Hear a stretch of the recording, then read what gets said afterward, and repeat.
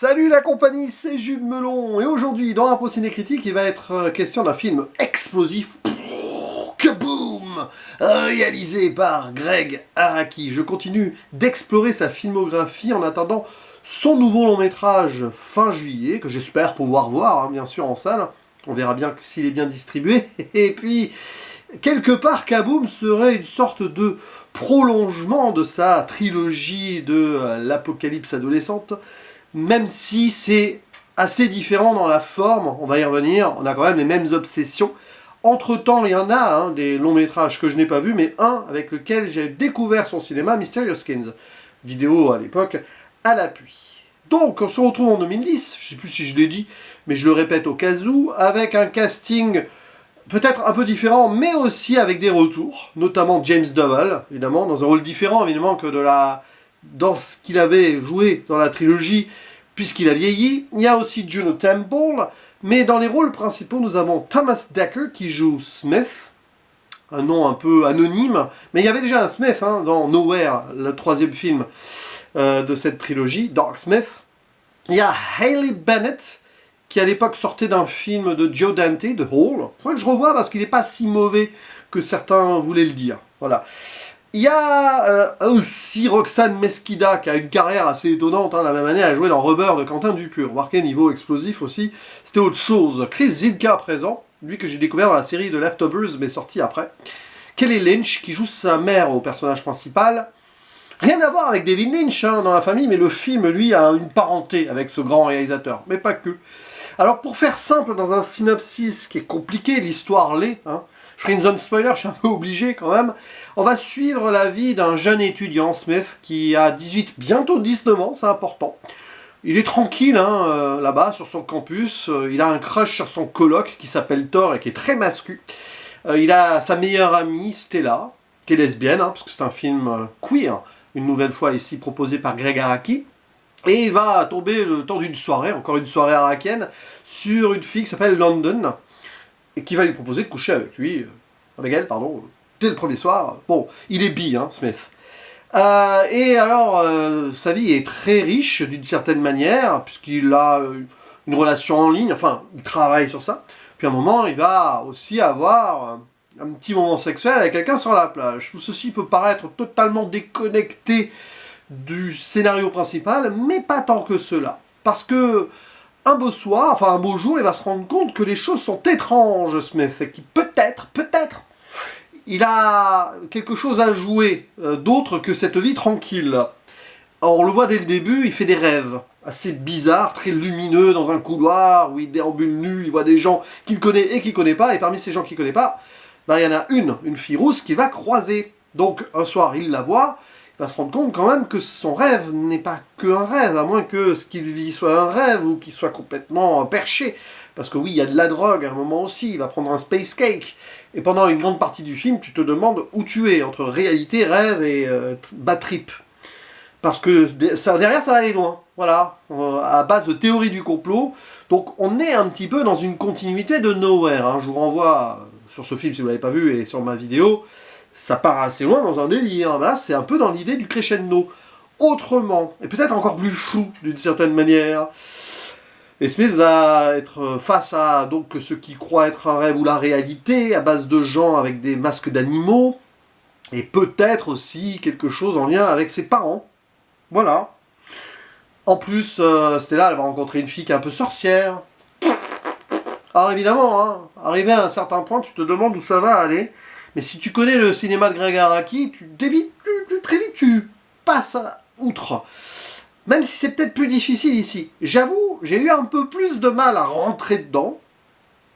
Mais sur la finalité, tu te dis que là, on est dans un patchwork de cinéma libre qui est propre à son style, à son envie de faire du cinéma. On est toujours dans cette idée, travail sur la jeunesse, qui essaye de vivre sa vie bon an mal an dans cette Amérique, mais là carrément dans un monde un peu particulier, où au final, rien ne va autour potentiellement, même si entre eux, ils essayent de profiter, à travers le sexe, notamment beaucoup de scènes assez érotiques, voilà, qui sont un peu décalées aussi. Et il y a un truc qui est assez fascinant ici, c'est l'évolution du cinéma d'Araki, qui est quand même dans sa continuité même, c'est-à-dire mélange des formes, à un moment, voilà, on ne sait pas trop dans quel style ce film est. Un peu fantastique, SF ou pas, surréaliste, expérimental, assez pop et comédie romantique. Vous pouvez avoir tous ces mélanges-là. Influence de séries de télé, Beverly Hills, d'ailleurs, je crois qu'il y a un acteur, je crois que c'est Zilka, hein, qui venait de cette série, qui a débuté là, sur la fin à peu près de la série d'ailleurs. Et il y a une évolution visuelle aussi, c'est-à-dire que Araki joue avec les, on va dire, techniques de son temps. Là, nous sommes face à un film numérique, évidemment ça surprend après la trilogie, hein. Il vient de tourner en 4K, ça joue sur vraiment une qualité de l'image étonnante, qu'il va pourtant contourner par moments, avec des procédés, alors que ce soit dans le montage ou de surexposition de certaines choses. C'est assez surprenant, dans cette liberté-là, parfois ça va tellement loin que ça pourrait aller trop loin et on se demande s'il y a une cohérence. Mais en fait, il faut trouver la cohérence de son cinéma et de ce film dans l'incohérence globale de ce qui se passe là-dedans. C'est-à-dire qu'on est du point de vue, la plupart du temps, hein, de Smith, qui déjà est perdu dans ses rêves, qui vit sa réalité comme il peut, avec des fantasmes, etc. Bon, à un moment il va avoir le meilleur jour de sa vie, le meilleur anniversaire de sa vie, mais ça va vite basculer, et aussi à un moment bad trip, etc. Donc de toute façon, de ce point de vue-là, forcément ça part dans tous les sens. Et l'idée qu'après, de toute façon, on nous cache des choses, Araki s'amuse hein, sur cette idée du complotisme à l'américaine, pour mieux encore déjouer les plans, et se moquer aussi de son pays. Alors la satire sociale et frontalement politique est moindre ici, fatalement, que ces trois premiers films. C'est ça qu'on peut-être on peut indirectement lui reprocher, mais il avance, il continue. Il y a peut-être, à force d'être désabusé de certaines choses, là il y va avec un peu plus d'humour, et il va encore plus frontalement, et jusqu'au boutisme. Du coup c'est moins profond sur certains points, je trouve. Hein. Mais dans un certain sens, il y a quelque chose aussi. Et la façon dont il digère le cinéma qu'il aime. Déjà, il fait de son personnage principal un étudiant au cinéma. Il y a même un extrait du Chien andalou de Louise Buñuel. Alors c'est marrant parce que il y a quelques jours, quelques semaines, au moment où vous voyez cette vidéo, j'ai fait un podcast sur un chien andalou avec l'ami Albator, que je salue le chien andalou. S'il passe par ici, hasard total. Et cette idée que dans le film-là, on sent les influences. Alors, vous pouvez parler de David Lynch, toujours. Parce que à un moment, tu y es. Il y a même un motif de route vers la fin. Il y a des idées qui pourraient être. Je pense que même il y a quelque chose comme une sorte de fantôme de Twin Peaks. Il y a une idée de double, à un moment. Voilà, autour d'une fille, il y a une idée de double. Je reste vague pour l'instant. Et il y a dans l'idée de ce double-là, le fantôme d'Hitchcock. C'est à Vertigo, indirectement aussi. Mais il y a, par exemple, ce personnage de double, donc une fille, à deux noms. Hein, je reste vague pour l'instant. Madeleine O'Hara et Rebecca Novak. C'est hyper méga Hitchcock. Madeleine, c'est l'un des noms donc, dans Vertigo. O'Hara, le nom de Maureen O'Hara, une actrice qui a joué pour Hitchcock, même si elle a eu d'autres rôles importants, notamment chez John Ford. Rebecca, film de Hitchcock, adapté. Et Novak, Kim Novak. Bon, je pense pas que c'est un hasard, parce que tu y songes. Et de toute façon, de ça, Vertigo, on va switcher vers David Lynch, Twin Peaks. De toute façon, vous voyez comment on arrive à faire une matrice continuelle du cinéma. Moi, j'aime beaucoup cette idée. Donc, c'est totalement ça. Et dans une idée de long métrage, avec une sorte de jeune, en tout cas, qui semble un peu perdu et qui va quand même essayer d'en savoir plus, ça préfigure ce que fera 8 ans après Mitchell, hein, c'est ça le nom du réalisateur. J'ai un gros doute là d'un seul coup. Je me mélange les choses, surtout que je fais cette vidéo le matin. Mais bon, Under the Silver Lake, voilà. Bon, vous connaissez ce film. Il y a quelque chose qui me fait dire que je pense que Araki a été vu avant la création de Under the Silver Lake. À moins que ce soit juste la même famille globale et les mêmes obsessions, d'une certaine façon. Et après, évidemment, il faut le digérer, le film. Hein. Ce long métrage, clairement, c'est comme un space cake qu'on te fait bouffer, et après, tu réagis comme tu veux. Soit tu vas être dans le rejet, tu vas vomir, soit tu vas être emballé, et puis arriver au bout. Quand tu remets les pieds sur la réalité, tu te dis, mais qu'est-ce que j'ai vu? Qu'est-ce que j'ai vu? Que ce soit dans l'idée du montage et des split screens, on joue un peu sur la vitesse aussi de l'image, à certains moments, tu le sens. Il y a quelque chose qui fait très grain télé. Ça pourrait être une sorte de téléfilm cinéma, mais c'est du cinéma. Le jeu sur les écrans, les nouvelles technologies de l'époque, hein, 2010, tout y passe, et Araki évolue. Il arrive encore à parler de la jeunesse, mais de façon décalée. On sent qu'il quand même, voilà, c'est plus les années 90, fin 90, quoi. Il y a quelque chose qui fait que ça paraît un peu désuet par moment, mais c'est encore... Il est dans son fantasme à lui, Gregg Araki, ça sonne entre guillemets un peu juste sur certaines choses, mais pas juste du tout non plus, mais c'est pas grave parce qu'on est dans une idée d'explosion ici. Il explose les codes aussi de ces films, un petit movie, etc. Vraiment on en sort, donc forcément là on est moins dans une sorte de réalité poisseuse potentielle qu'il y avait dans la trilogie de l'Apocalypse adolescente. Mais l'Apocalypse est toujours là, d'une certaine manière, les adolescents sont devenus plutôt ici des jeunes adultes, si on veut, voilà. Et spoiler, bon, il s'avère qu'il y a ce complot secte, voire société secrète, qui s'avère vrai au final. Alors, on pourrait croire rêve, fantasme, bad trip, mais en fait, il s'avère que c'est vrai, dans la diégèse du film en tout cas, du moins, on peut imaginer que, aussi bien on est rentré dans un trip, et ce qu'on voit à la fin, c'est la fin d'un trip, on sait pas. On sait pas, mais bon, le film a une fin brutale, hein. Smith est le fils élu du leader d'une secte, d'une société secrète, son père qu'il n'a jamais connu, qui n'est pas vraiment mort, tout ça. Celle avec qui il sort, London aussi, fait partie visiblement du truc, elle voulait faire une enquête, et en fait ça va être sa demi-sœur. La meilleure amie, elle subit donc Lorelai, la sorcière, qui s'avère être une fille manipulée génétiquement pour avoir des dons. Et puis donc les crushs ou autres personnages masculins qui tournent autour de Smith, son coloc, le meilleur ami de son coloc et le gars avec qui il a couché à la plage font partie de la secte, viennent l'enlever, hein, ils ont enlevé la mère avant, tout un délire. Et il y a ce personnage dont je n'ai pas parlé encore, du Messie, joué par James Duval, qui quand même, il doit avoir presque 40 ans, un peu moins peut-être, mais bon, quoique, hein, plus de 35 ans je pense à l'époque, je n'ai pas vérifié les âges, on s'en fiche un peu.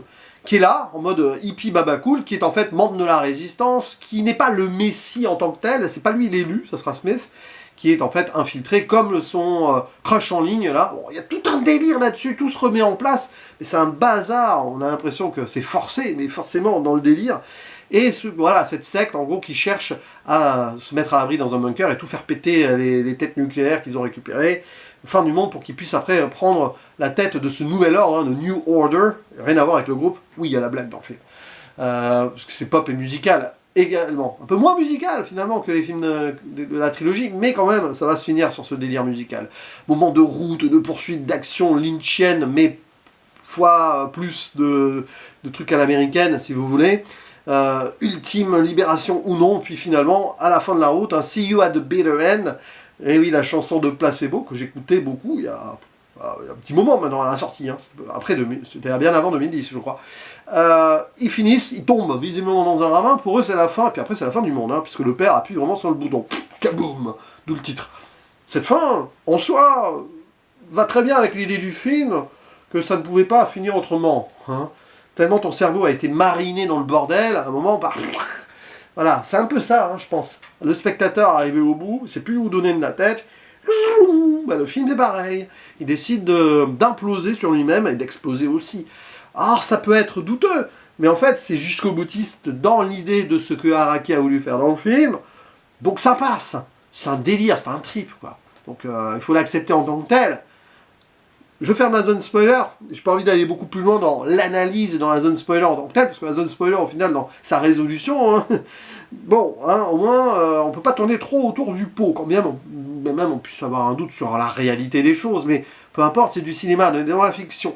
Donc nous sommes ici face à un film qui lâche tous les potards, qui est une continuité donc de la trilogie, certes, mais alors évidemment avec toutes les imperfections potentielles, mais elles sont assumées. C'est-à-dire que dans cet ensemble-là, on voit l'idée que la démarche arakienne, qui a déjà dans cette idée de malaise adolescent, plus ou moins tout dit dans sa trilogie, et dans d'autres, il y a un autre mal pour les enfants, pour le coup, dans Mysterious Skins, peut-être dans d'autres films que j'ai pas vus. Là, il arrive dans les années 2010, il n'y a plus à être désabusé ou non, autant aller dans un décalage, si tout est perdu, tout est paumé d'une certaine manière de toute façon, il y a plusieurs messages là-dessus. C'est que bon, la société elle est comme elle est, peut-être mondiale, c'est pas top, mais le message principal c'est faites-vous plaisir, profitez du moment présent, vivez votre vie, lâchez-vous dans des soirées, attention quand même hein, à certaines substances, mais vas-y, allez hop, le sexe libéré et tout que l'on voit dans le film, hein, parce qu'il y a des scènes de sexe qui mélangent un peu tout de toute façon, hein, bien sûr, avec prudence, hein. Mais là, la jeunesse se lâche, et puis finalement après c'est le monde qui se lâche d'une certaine manière, peu importe. Il vit dans ce petit microcosme-là, et Araki avait déjà presque... T'es pas loin d'avoir la cinquantaine à l'époque, parce qu'il est beaucoup plus vieux qu'on pourrait le croire. Enfin, en tout cas, il était plus du tout dans la jeunesse. Et ben, il arrive à quand même capter quelque chose. Mais il capte quelque chose qui n'est pas la jeunesse de 2010. Je pense pas. Tu vois ce film-là, tu vois qu'il y a un petit retard, il y a un petit regard aussi. Mais il y a une forme universelle aussi de libération et d'angoisse, même si cette angoisse dépasse tout le monde. Et pour le coup, hein, vu le complot autour, on pourrait imaginer comprendre pourquoi. Bon, c'est intéressant en tout cas. C'est un film, je ne peux pas dire que j'ai pris l'ultime plaisir à le voir, mais j'ai été fasciné par beaucoup de choses. Et je suis content de vous en avoir parlé, très pêle-mêle, hein, à l'image de mes impros cinécritiques, peut-être un peu plus que d'habitude ici. N'hésitez pas à dire en commentaire ce que vous en pensez de ce film, et si vous avez eu aussi votre tête qui a décollé à l'autre bout du monde à son visionnage. Il ne me reste plus qu'à vous dire à la prochaine, ciao!